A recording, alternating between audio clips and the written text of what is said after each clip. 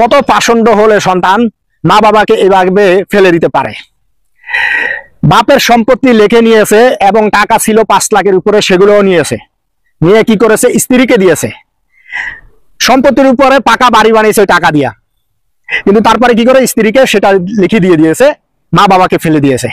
সন্তান যদি পাষণ্ড না হয় তাহলে মা বাবার সাথে এই ধরনের আচরণ কোনো সন্তান করতে পারে না। আর তুই কেমন সন্তান? তুই তো হচ্ছে সবচেয়ে বড় কুলাঙ্গার সন্তান, তোর দুনিয়াও শেষ আখেরাতও শেষ।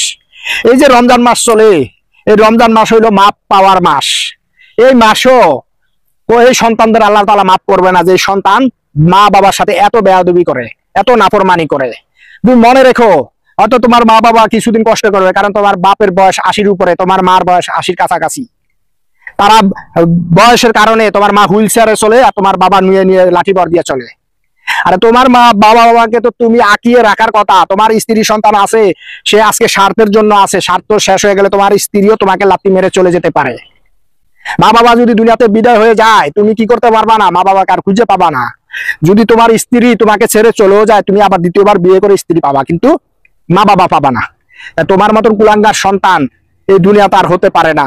আল্লাহ তাআলা যেন এরকম কুলাঙ্গার সন্তান কারো গর্ভে না দেয়, কারো ঘরে না দেয়। আল্লাহ তুমি এই ধরনের কুলাঙ্গার সন্তানদের থেকে মা বাবাকে হেফাজত করো।